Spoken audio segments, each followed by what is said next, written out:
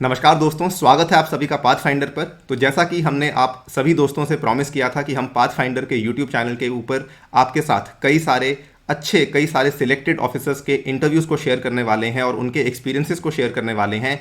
तो आज वो मौका आ चुका है और आपके समक्ष हम लोग पेश कर रहे हैं एक बहुत ही उम्दा ऑफिसर जिन्होंने हाल ही में इस यूपीएससी के पेपर को क्रैक किया है।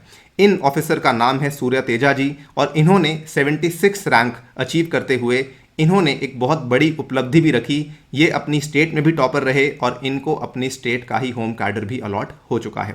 तो आज आइए मिलते हैं सूर्य तेजा जी से, इनका स्वागत करते हैं और ऑल्सो कई सारे इनके एक्सपीरियंसेस और इनके कई सारी स्ट्रैटेजीज को आपके साथ साझा किया जाएगा। तो चलिए स्टार्ट करते हैं। Hello sir, I welcome you to the Pathfinder channel. First of all आपको बहुत बहुत आपका स्वागत है एंड हम यही उम्मीद करते हैं कि आपको इस चैनल पे आके अच्छा लग रहा होगा। I would just like to begin with a very simple question कि आप हमें प्लीज़ बताइए दोस्तों को कि आपका एजुकेशन कैसा रहा, आप कहाँ से बिलोंग करते हैं, आपका कुछ फैमिली के बारे में just tell us something about yourself very briefly. Yeah. Hi Nurul, thank you for inviting me to this show. मैं आंध्र प्रदेश से हूँ। मेरा होम टाउन गुंटूर है। I belong there. My father was employed in central government, so my education was all through the country. मैं मोहाली में पढ़ा था, अहमदाबाद में पढ़ा था और शिमला और चेन्नई में भी हम रहे थे। And I am an engineer. Okay, उसके बाद मैंने आईटी में काम भी किया था फॉर 3.5 years। टीसीएस में हैदराबाद में काम किया था। 2018 रिजाइन करके I attempted this exam again, मतलब तो then I am able to clear 2019 exam. Okay, amazing. So आपने इसके पहले यानी कि आपने कुछ साल प्राइवेट सेक्टर में भी आप काम कर चुके हैं। That is also very good sir, very good. So you bring a lot of experience. Sir, एक आपसे एक चीज़ पूछना चाहूँगा और बच्चे भी जानना चाहेंगे कि क्या आपके पीछे मोटिवेशन रही कि आपने उस जॉब को छोड़ते हुए इस आईएएस के एग्ज़ाम की परीक्षा में कोशिश करी और आपको क्या लगा, क्या मोटिवेशन थी कि मुझे इस एग्ज़ाम के लिए तैयारी करनी चाहिए? मुझे बचपन से ही आई वाज श्योर दैट मुझे आईएएस ऑफिसर बनना है। ओके, तो सो स्कूल में भी अगर कोई पूछे तो क्या बनोगे, तो मैं हर बार यही बोलता था कि मैं जरूर आईएएस ऑफिसर बनूंगा। तो मैंने आपको बताना है कि 8th क्लास में मैंने लबासना विजिट किया था। ओह अमेजिंग। मेरे पिताजी के साथ। हाँ, तो उस समय भी मैंने उनसे कहा था कि एक दिन मैं ज़रूर यहाँ आऊँगा। और आज पिताजी नहीं है फिजिकली, मैं बट स्टिल उनका ड्रीम या मतलब जो वादा मैंने किया था I am able to fulfil, तो मुझे बहुत अच्छा। That is really amazing sir, that is really amazing. आपने जो प्रॉमिस किया, आपने अपने स्कूल में जो कहा और आपने अपने डैड को जो प्रॉमिस किया, आपने वो कर दिखाया है। No other family, I think किसी भी पेरेंट को इसके अलावा और कुछ नहीं चाहिए होता है। तो I think that is really really awesome, that is super amazing. Sir, हम बात करते हैं सबसे इम्पॉर्टेंट चीज़ की और आई थिंक सभी बच्चे इस चीज़ का काफ़ी इंतज़ार करते हैं। आप थोड़ा बताइए कि जैसे आपने 2018 में जॉब को छोड़ा और आपने इमीडिएटली आपने फर्स्ट अटेम्प्ट में ही क्लियर कर लिया अपने एग्ज़ाम को? नहीं, मैंने 5th अटेम्प्ट में क्लियर किया था। 5th अटेम्प्ट में क्लियर? 2014 में, यस, 5th अटेम्प्ट में क्लियर किया था और 2014 में मैंने ग्रेजुएशन पूरी की और उस साल मैंने एक अटेम्प्ट दिया था। और वो जब मैं जॉब शुरू किया था, so when I started working I gave 3 attempts. मैं आई वाज नॉट सक्सेसफुल, तो 18 में रिजाइन किया था और 18 में मेंस तक पहुंचा। But then I kept on preparing 19 में and I am able to clear the exam. I think that is a very big learning from this journey कि आपको अप्स एंड डाउन्स देखने पड़ते हैं। जैसे आपने पहले प्रीलिम्स दिया, कभी प्रीलिम्स नहीं हुआ, कभी मेंस नहीं हुआ, right? That is a part of the journey. तो ये मतलब बच्चे इस चीज़ को लेके बहुत ज़्यादा, काफ़ी सारे बच्चे हैं जो इस चीज़ को लेके टेंशन ले लेते हैं, काफ़ी सारे बच्चे हैं प्रिपरेशन करना छोड़ देते हैं। तो आई थिंक आप उस केस में एक काफ़ी अच्छा लेसन इन बच्चों को दे रहे हैं। ज़रूर, वो कंसिस्टेंसी बहुत इम्पोर्टेंट है इस एग्ज़ाम में, तो definitely do not lose heart. Yes, that is very very important sir. And sir, इसमें आप ये चीज़ बताइए कि आपने जो फाइनली जब आपको लगा कि इस बार मैं तैयार हूँ, जब आपने रिज़ाइन किया तो आपने कुछ बदलाव किए प्रीलिम्स और मेंस की स्ट्रैटेजी में या फिर आपने स्ट्रैटेजी को वही रखा? बहुत बदलाव किया था, इसीलिए मुझे एग्जाम क्लियर हुआ। I know where I made mistakes. So specially मैंने मेंस आंसर राइटिंग में बहुत आई हैव एनालाइज्ड कि जब मैंने 2018 का एग्जाम लिखा था, I have hmm. Analysed why I couldn't score well. Hmm. तो मैंने आंसर राइटिंग स्ट्रैटेजी में I completely change it. So इसलिए मुझे बहुत सारे मार्क्स मिले, मॉक टेस्ट लिखा था वो सब, इसलिए मुझे I am able to change it. That's the reason. Sir mock test आपने मतलब कि आपको क्या लगा कि आपको जीएस पे वर्क करना था या फिर आपको ऑप्शनल में वर्क करना था? आप थोड़ा ऑप्शनल के बारे में भी बताइए कि आपने किस चीज़ के ऊपर ज़्यादा वर्क किया। बिकॉज कई बार बच्चे इस चीज़ को लेके भी कंफ्यूज रहते हैं कि हम हमारा टाइम अलॉटमेंट कैसे करें, how should we distribute our time between optional and GS, and this becomes a very big deciding factor. Please tell us something in detail sir, कुछ इंपॉर्टेंट पॉइंटर्स भी अगर आपको लगते हैं कि बच्चों को फॉलो करने चाहिए, specially with respect to answer writing. Yes. See, there are two important aspects here. First, preparation. Preparation with respect to time you allot to each subject. And second, how you present. See, how you present is as important as how much you study. So this I want to tell. मैंने हर subject को equal time ही दिया था, मतलब I devoted equal time to all, to GS and to optional also. So it's not that I gave more time to optional okay. or anything. I gave equal time to every subject. So that is one reason why my मेरा main score 832 is my main score. Okay. So so that's why I'm able to and it was consistent all through. I mean in all the subjects I'm able to score a decent good enough score. So वैसे ही किया था मैंने, और and especially answer rating के बारे में how I improved was you in GS में to keep it short, GS में you should answer 15 markers first and then 10 markers. जो you should answer according to the marks given. Okay, अगर that is a तुम very 10 good marker point. के लिए ज्यादा लिख देते हो, yes, so that will not fetch you more marks. So it is important to be exam oriented. So and optional को भी this applies to optional also. 20 markers होते हैं, उनको ज्यादा टाइम देना है and you should start them first. क्योंकि human psychology ऐसे वर्क करता है कि what you write first, you write it well usually, and you give more time, you think and write it. So it's better that you start with 20 markers in optional and 15 markers in GS. I did that. That works. That is a really really good message sir. I think ये हमारे सभी विद्यार्थियों को देखना चाहिए। In fact ये एक ऐसी चीज़ है जो सभी को बहुत सीरियसली लेनी चाहिए। अगर आप जो 15 नंबर के मार्क्स होते हैं और जो 15 और जो 10 मार्क्स का क्वेश्चन होता है, उसमें से आपको पहले 15 मार्क्स का अटेम्प्ट करना चाहिए, ऐसा सर का कहना है। और बिल्कुल ये सही अप्रोच भी है, क्योंकि आप एग्जामिनेशन हॉल में एंटर करते हैं, आपका माइंड फ्रेश रहता है, और साथ ही में माइंड फ्रेश होने के साथ साथ आप उसमें ज़्यादा इनपुट दे पाते हैं, तो उसका आउटपुट डेफिनेटली आपको बेहतर मिलेगा। सर एक चीज़ आपसे और पूछना चाहूँगा कि 2018 या उसके पहले आपके जितने भी अटेम्प्ट थे, डिड यू एवर थिंक कि you should change your optional? No, I never changed my optional. First, what I did was I did my optional is sociology. Okay. So while I was working, I did MA in sociology through distance mode. Okay. So that also helped me. And I never thought that I should change my optional. I took it consciously, and I got 288 in optional this year when when you got so selected? 288. Yes, when I got selected. So 288 is my score, and I'm quite happy with the option which is selected. And sir how much did you get in 2018 जब आपने mains दी और आपका clear नहीं हुआ? Yes. In optional, I was only able to score around 240 marks.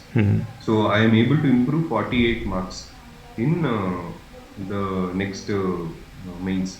So that is due to answer writing yes, difference. So that I is improved that my is the point where I am coming to sir. कई सारे बच्चे, a number of students do this, they give everything to the optional but they don't get marks, so the next year they think may be I should change my optional. Please give a message to the students कि आपको optional को change करना है, self doubt रखना है, नहीं रखना है, ये चीज़ बहुत इंपॉर्टेंट है। प्लीज़ इसके बारे में कुछ बताइए बच्चों को। See, it all depends on, as I mentioned, it all depends on how you present your answers. See, it's not that one option is good, one option is bad. It has more to do with the way you present your answers and to the question, and you should get used to the exam writing answers in that exam mode. जो questions होते हैं, तो whichever optional you choose, if you can give relevant examples, I did in mains that optional में भी मैंने current affairs related examples दे दी थी, उसमें answer में, and I linked everything to some example. हर क्वेश्चन में I used to give some of that example in short, one और two, at least 2-3 sentences में I used to explain what it is. So that is where you can improve 1 mark at least. So if you can improve 1 mark in each question, that makes the whole difference. ये बहुत it's very important. ये Okay. बहुत ज़रूरी है कि आप जाने ये. सो अभी तो आपने सर की मेंस की जो पूरी की पूरी जर्नी है उसके बारे में जान लिया, पर मैं आपको यहाँ बताना चाहूँगा दोस्तों कि ये जो एग्जाम्पल आपके सामने बैठा है, इस इंसान ने पहले 5 अटेम्प्ट्स में से 3 अटेम्प्ट्स में ही did not was able to clear prelims, और 4th अटेम्प्ट में प्रीलिम्स क्लियर किया, 5th में प्रीलिम्स मेंस इंटरव्यू सब क्लियर करके आपके सामने 76 रैंक को पेश किया. अब देखिए सर आपको ये बताएंगे कि 3 बार प्रीलिम्स ना क्लियर करने के बावजूद भी आपको अपना जो दृढ़ निश्चय है वो किस तरीके से बना के रखना है, डिटर्मिनेशन को खोना नहीं है, और क्या स्ट्रैटेजी में आप बदलाव कर सकते हैं कि उसके बाद जाकर आप प्रीलिम्स को क्लियर कर सकते हैं.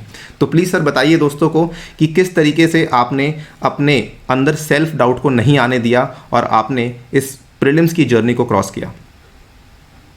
अगर हमारा प्रिपरेशन सही हो तो हमें सेल्फ डाउट नहीं होगा. फर्स्ट ऑफ ऑल, जब मुझे प्रीलिम्स नहीं हुआ तो मैं जानता था कि मेरा प्रिपरेशन सही नहीं थी. Like it is not holistic. So when your preparation is holistic, you will know even before going to the exam hall, you will know that you will be able to clear the exam. Yes. So when I cleared the exam this year, then I was sure that I would clear the exam. So I had the confidence. मैंने prelims में ये किया था कि I focused on sectionals. So I used to read a subject, whatever, polity, history, environment. I used to devote time that way. When the exam is approaching, I used to devote, say, 1 week to one subject, finish the sectional, and then move on. So by the end of, say, before the exam, before 15-20 days before the exam, I used to finish all the sectionals that way and start writing grand test. इसलिए I covered all the syllabus. So this is very important. That way, and writing mocks for each sectional. Don't write grand test at first. Write sectionals first. Then you will be able to get hold of every aspect in prelims. Current affairs is very important. So the more better you are in current affairs, the better marks in prelims. So I think sir का message आप लोग समझ पा रहे हैं. सीधा हमें full length test की तरफ नहीं जाना है. पहले हमें सेक्शनल टेस्ट, जिसको कभी कभार बच्चे मॉड्यूलर टेस्ट भी कह देते हैं, पहले उन टेस्ट को अटेम्प्ट करना है, उसमें अपने हैंड को स्ट्रॉन्ग करना है, उसमें अपनी पकड़ को मजबूत करना है, और उसके बाद जाकर हमें फुल लेंथ टेस्ट को अटेम्प्ट करना है. सो सर आपसे मेरा अगला सवाल होने वाला है, और ये भी आजकल काफ़ी सारे बच्चों के डाउट्स रहते हैं कि जब इतनी सारी एजुकेशन ऑनलाइन अवेलेबल है, इतने सारे सोर्सेज, इतने सारे कंटेंट ऑनलाइन अवेलेबल हैं, कोई पीडीएफ दे रहा है, कोई वीडियो चल रही है, तो क्या हमें ऑनलाइन कंटेंट के ऊपर ध्यान देना चाहिए, और क्या आपने ध्यान दिया था? अगर हाँ, तो किस तरीके से हमें उस चीज़ को फिल्टर आउट करना चाहिए?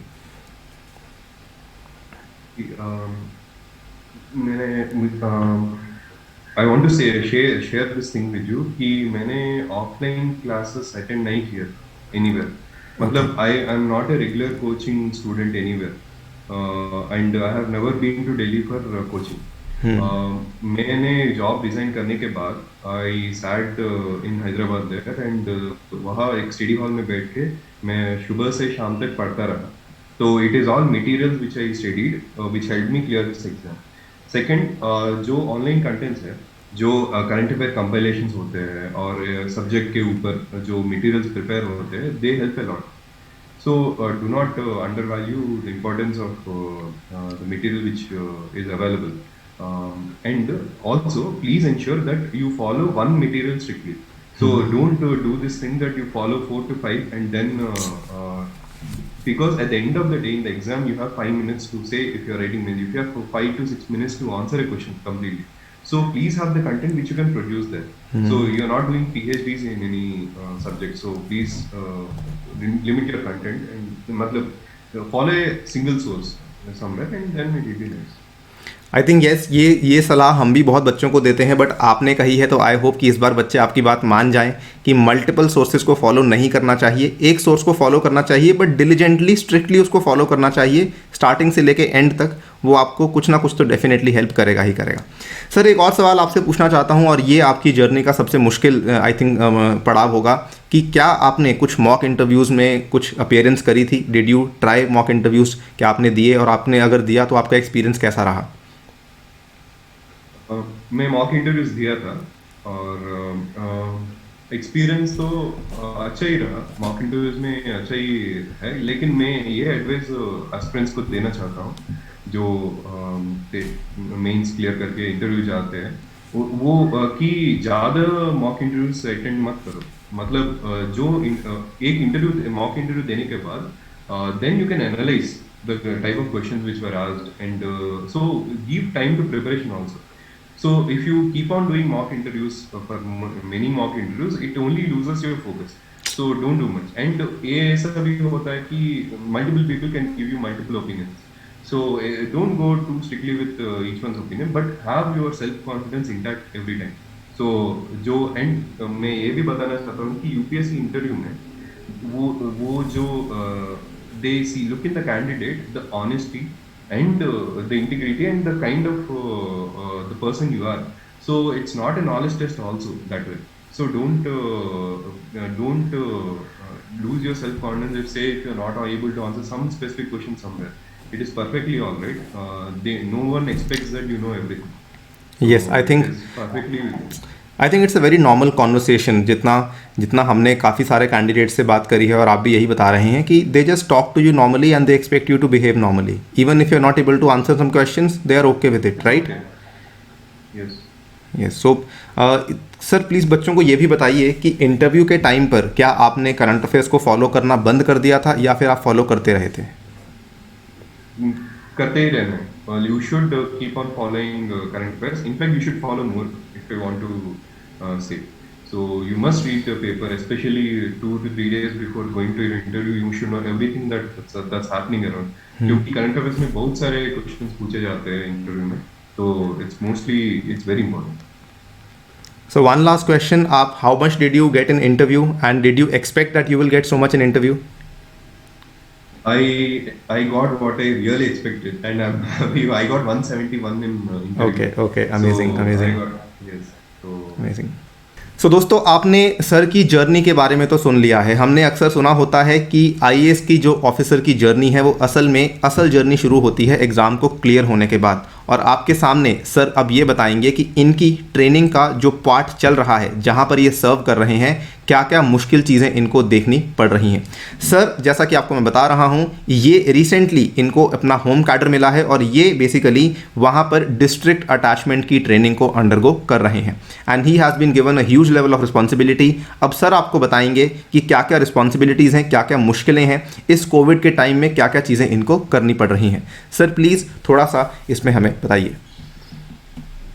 Anirudh, आपने जो कहा था कि we are going through tough times. Here, I am currently in district attachment in Anandapuram district in Andhra Pradesh. We are doing a lot of work to ensure that proper COVID care is given in the district.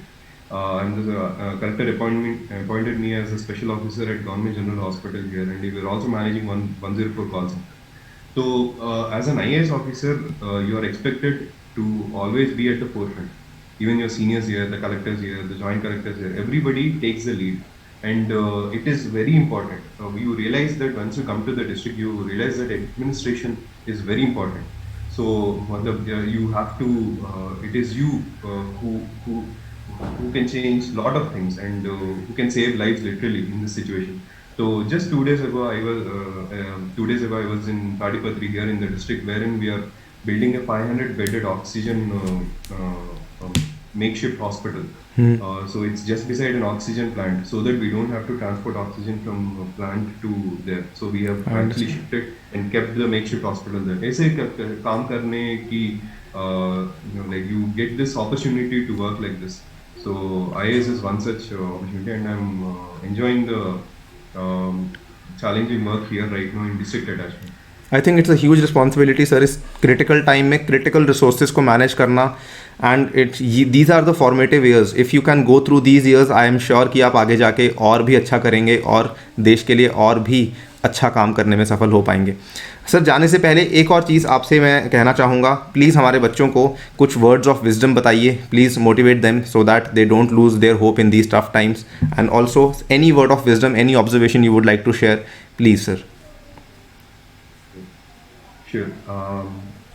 I would like to say this that never lose confidence or always believe in yourself. See, this exam is one such exam wherein your consistency matters a lot, and also your preparation must be holistic.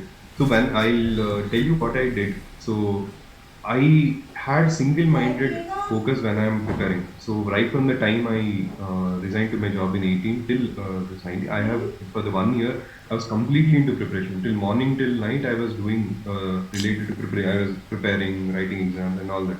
So if you have a single-minded focus, let me assure you that getting into IAS and getting into Lavasana here is very easy.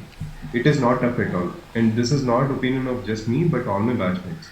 So if your preparation is holistic, believe in yourself, read the right sources, take mock tests, and then definitely even before you attempt the exam, you would be quite sure that there are high chances of your selection.